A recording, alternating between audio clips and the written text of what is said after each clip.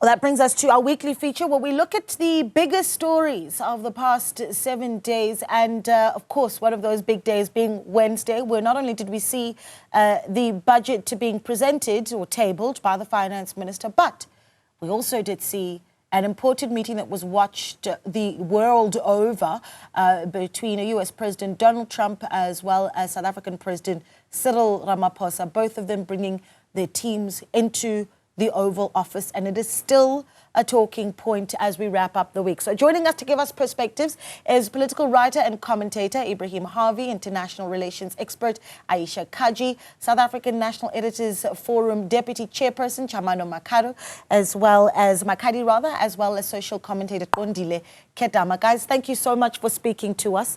I think that it is hard to deny that this is going to be one of those weeks that we are going to remember for a very long time. You've got to, Aisha, I'll let you go first as the lady in the room.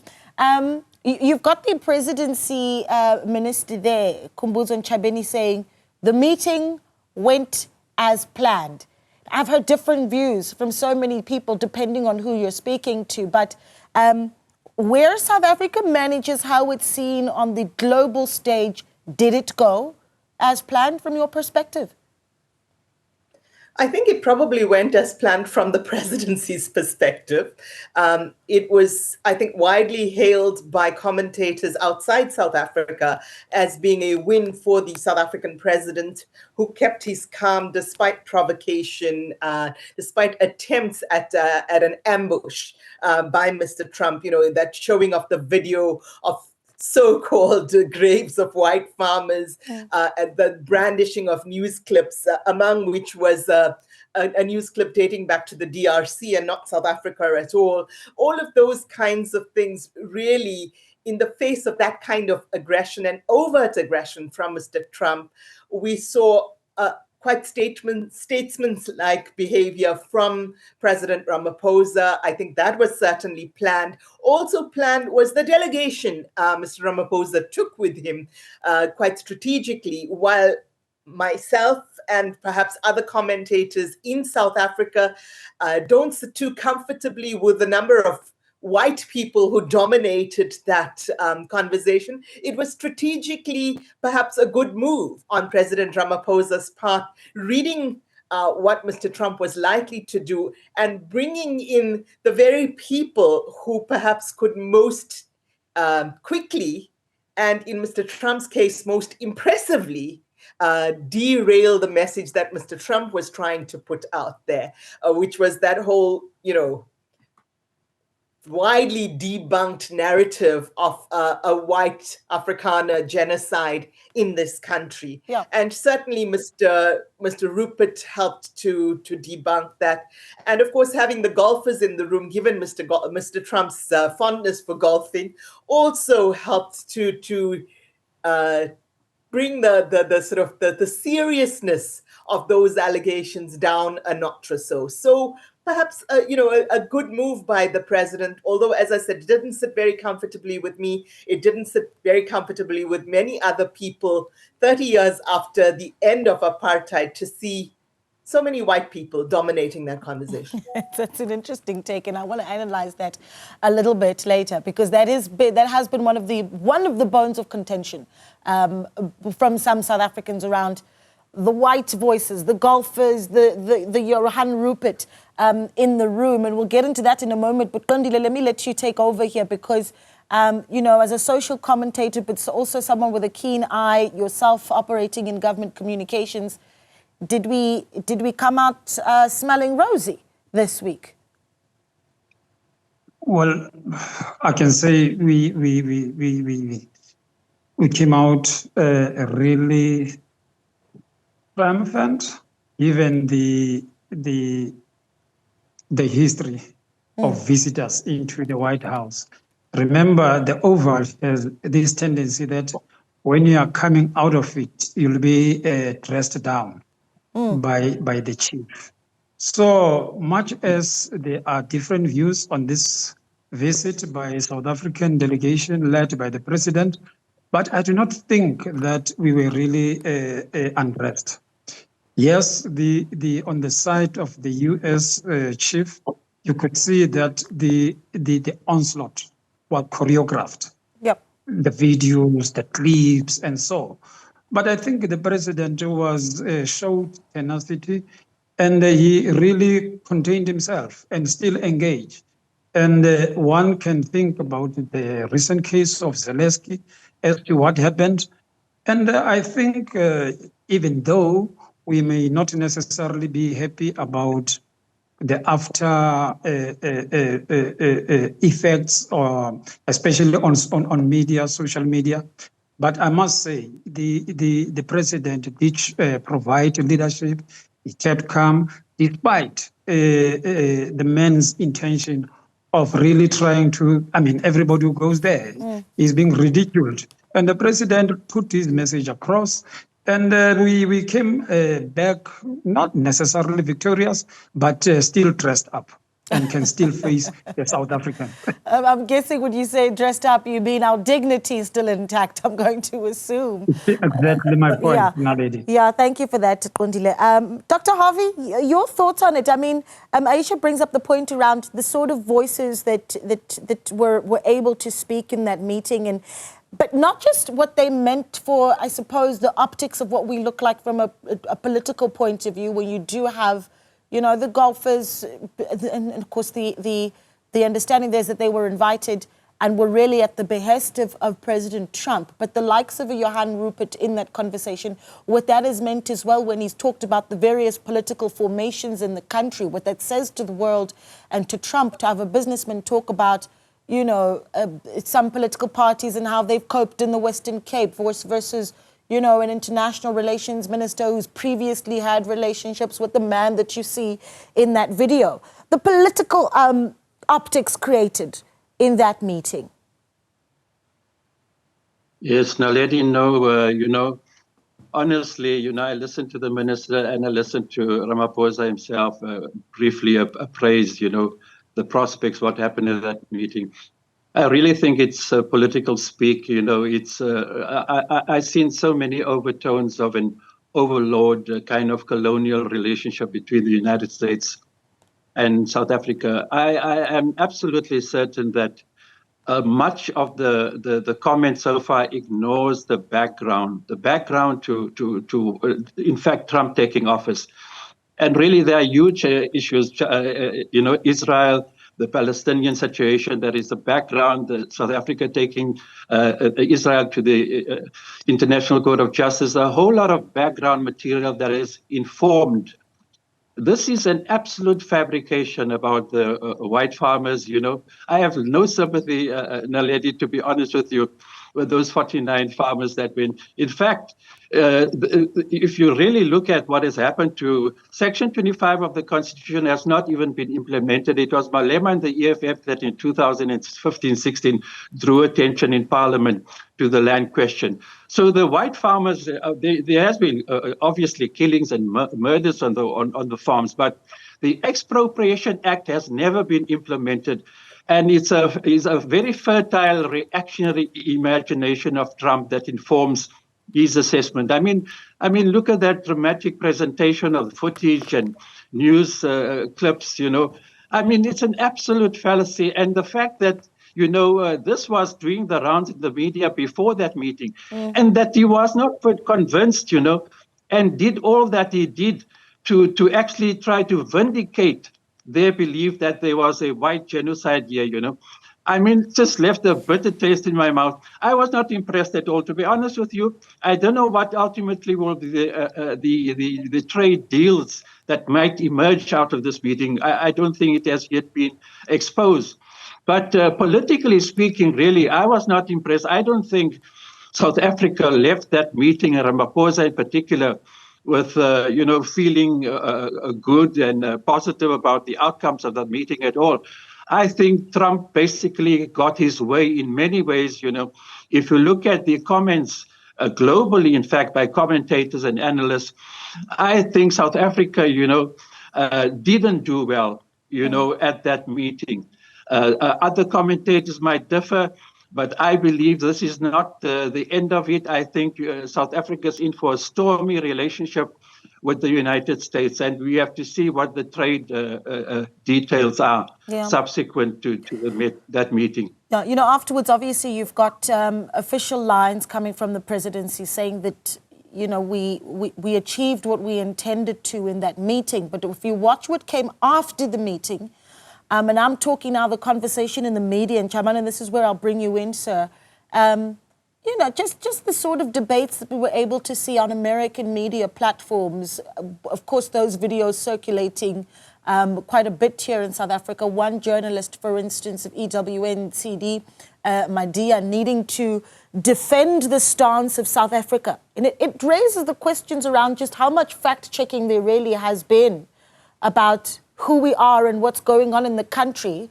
And what do you make of that, right? The quality of the story that's being told by international media, and also the role of now South African media, and if we're able to really buck against that current.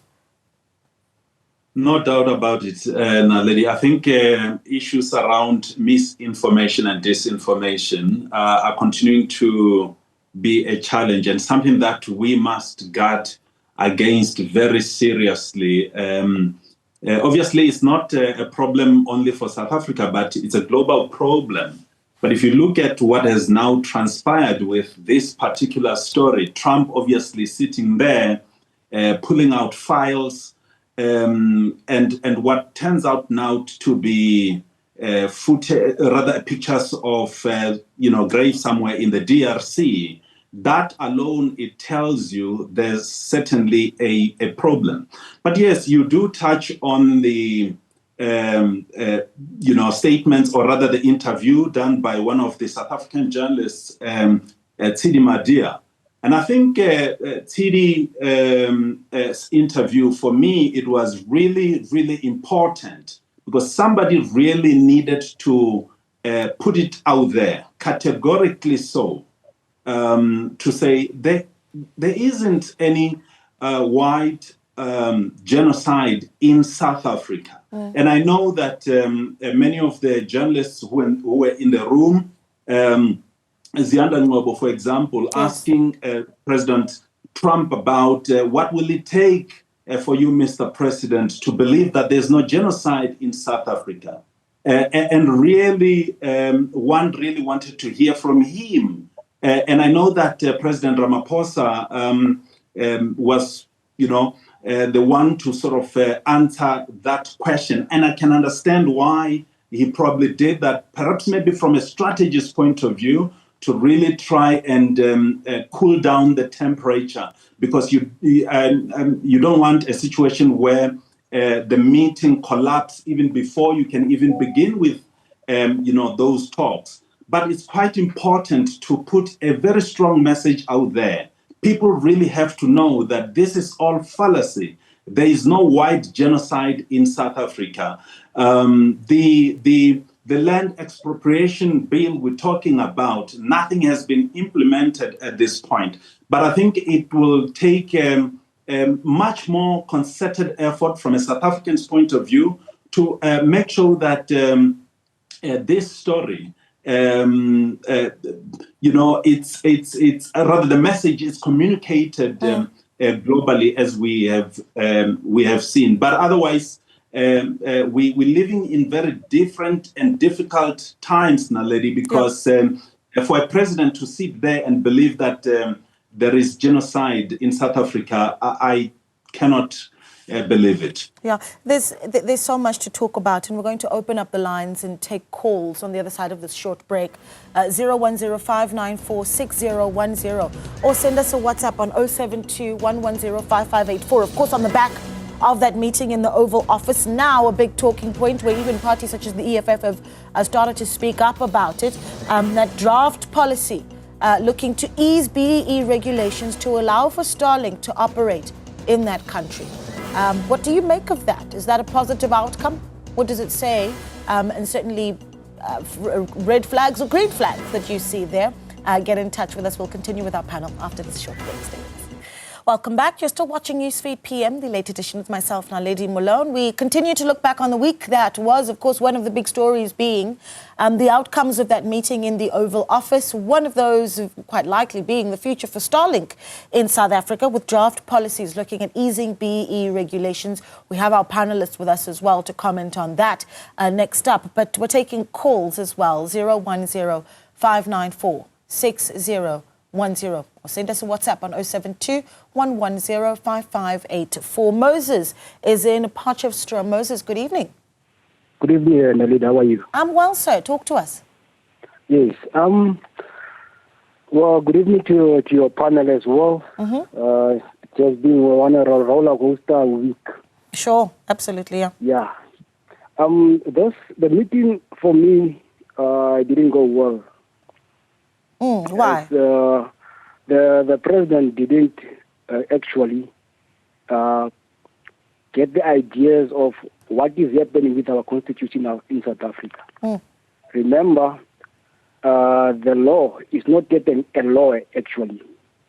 It is on the Minister of Agriculture and Land Affairs was supposed to be the one answering the question of genocide, not actually the president.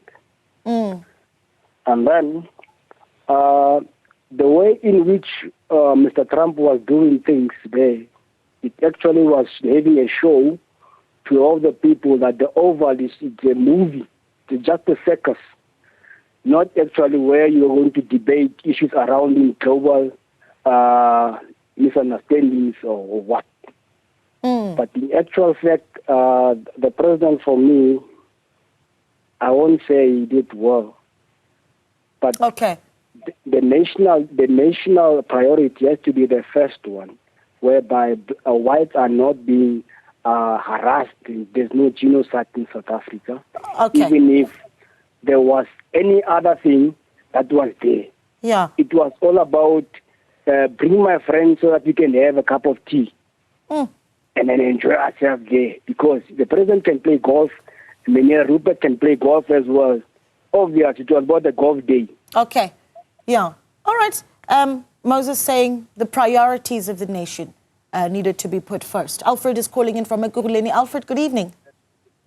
Good evening, Naledi. How are you? I'm well, sir. Talk to us. Yeah, I'm well, man. You know, my difficulties is that America, as it claims to be international as it is, for them to keep on saying that, no, there is a white genocide in South Africa of at first, that is the most thing that it has surprised me. Because there are too many ways the Americans, they claim to be a powerful country. They can send their intelligence, they can do whatever they want to do to come and do their own research.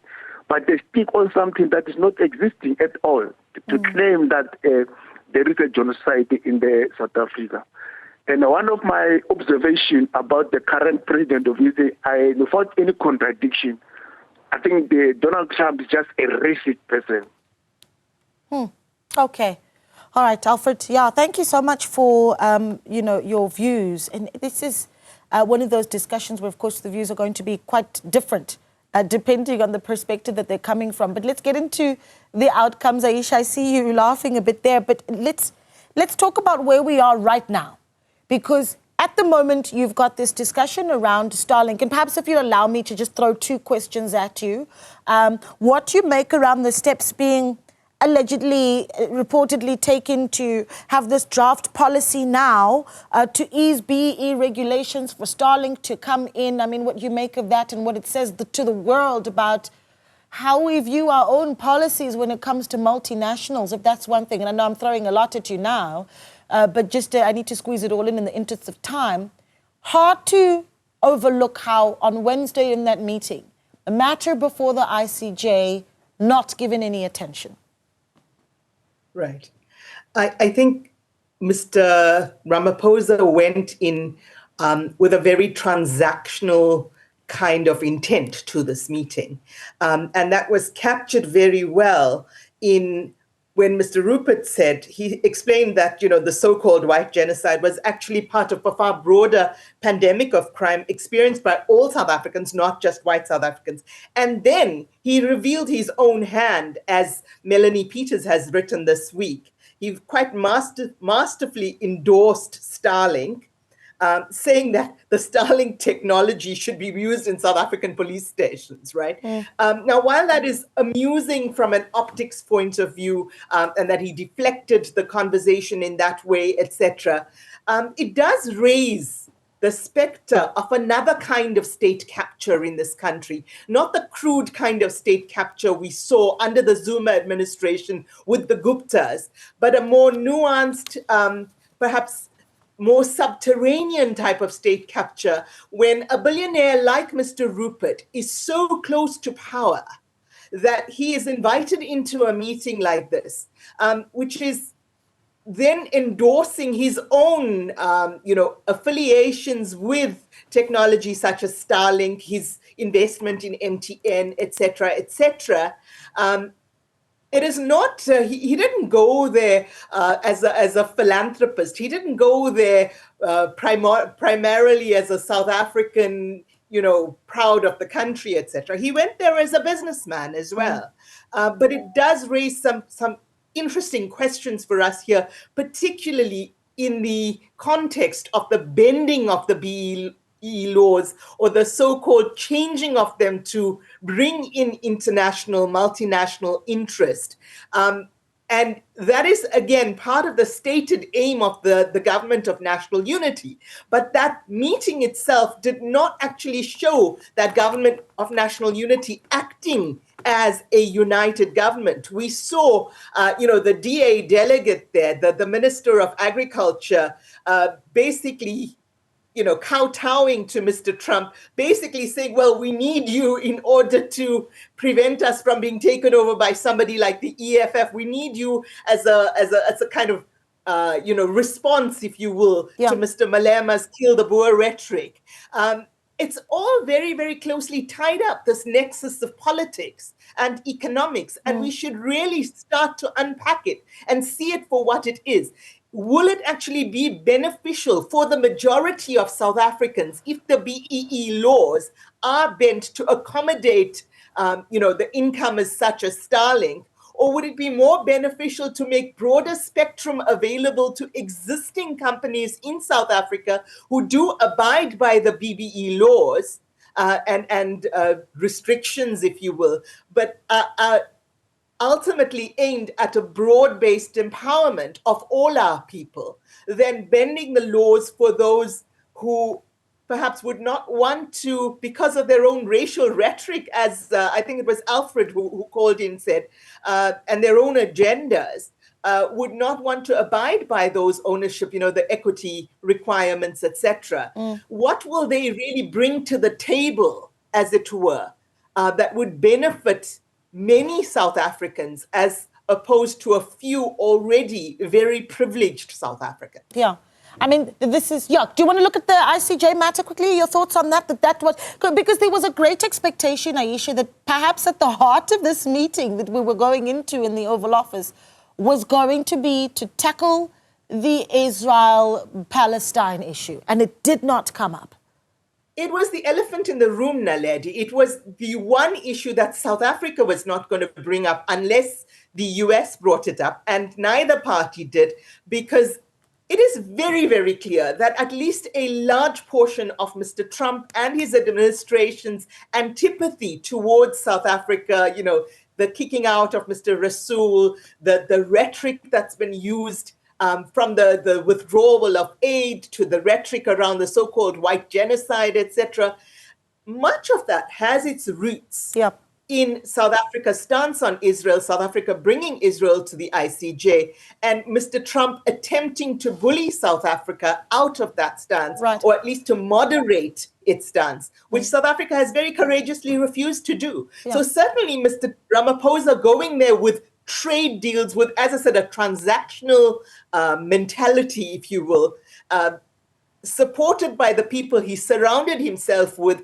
at that meeting, was not going to bring it up. Right. And Mr. Trump's reason for not bringing it up, perhaps knowing that the current global public sentiment has changed so much, in favor of the Palestinians, that he would probably have ended up with some egg on his face. Okay, Dr. Had he been the one to do that. Yeah, let me bring in our other guests, and I'm disappointed by the time and how much it's flown because there's so much to talk about. But Dr. Harvey, the political implications of this, you've got, a policy direction that might very well look at a workaround for the Electronic Communications Act that says, well, license holder no longer needs to give 30% to historically disadvantaged groups.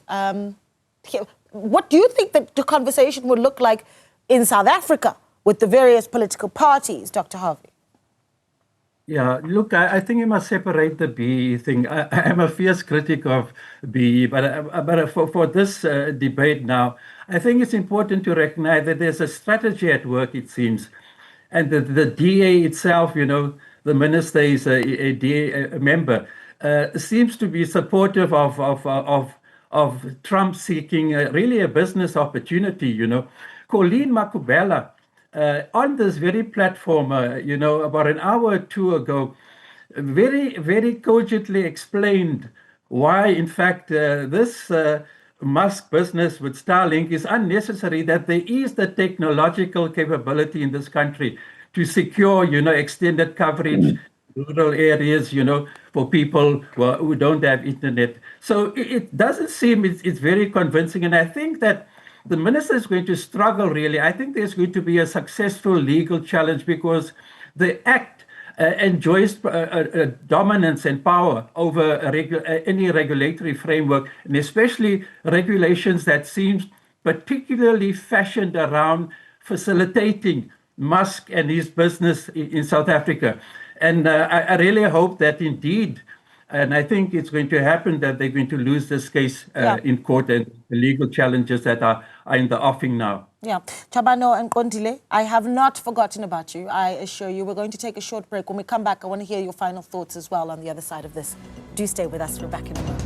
Welcome back. We continue to look at the week that was for South Africa and certainly its international relations. And we're taking a look at some of the WhatsApps that have come in now from our viewers. Let's bring some of those up on the screen. Tolu says, good evening, Naledi. What stood out for me is the visit of our president to the USA. I felt our president didn't do much to protect the reputation of South Africa. Why let an American president to table the social, political issues of South Africa, whereas the US itself has a serious problem with social issues like racism?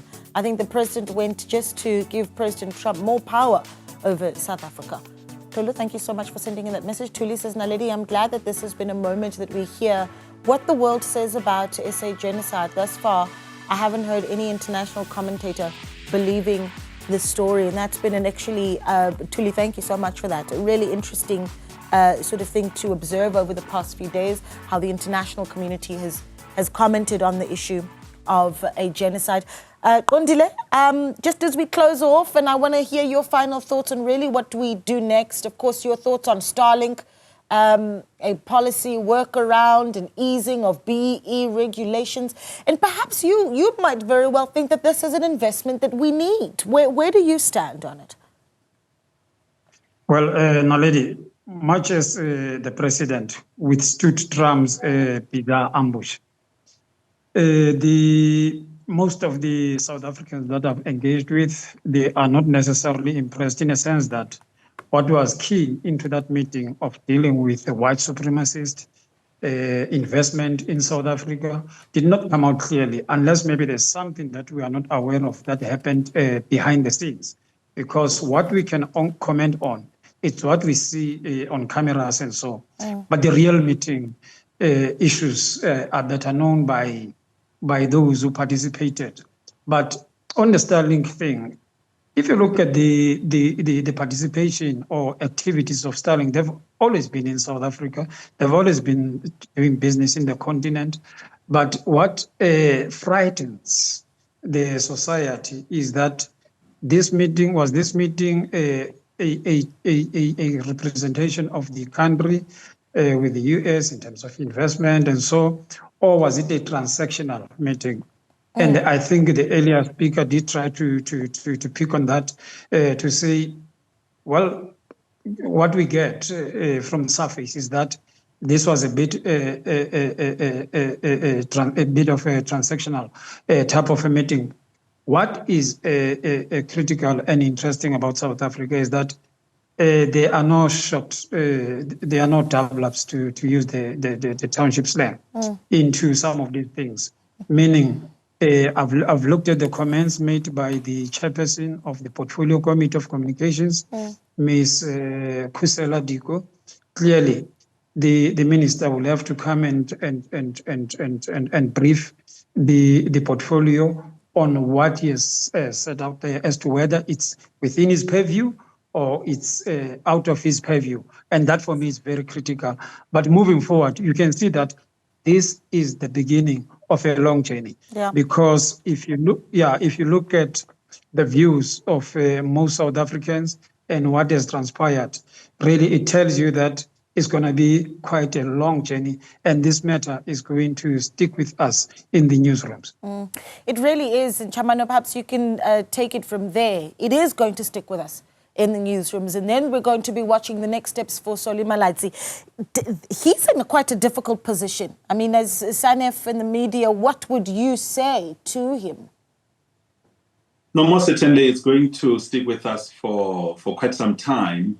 And if it does continue, Naledi, Starlink, I can only see it as a compromise, really, or rather a way to mend relations. Obviously, we know Trump is a businessman, and surely in that meeting, there must have been something which, South Africa needed to give to. But obviously, we still have to get to the finer detail of those discussions. But beyond this, Naledi, I just want to make a point. If you have observed just how media in this country in particular has been struggling, and these are some of the issues that we have been discussing.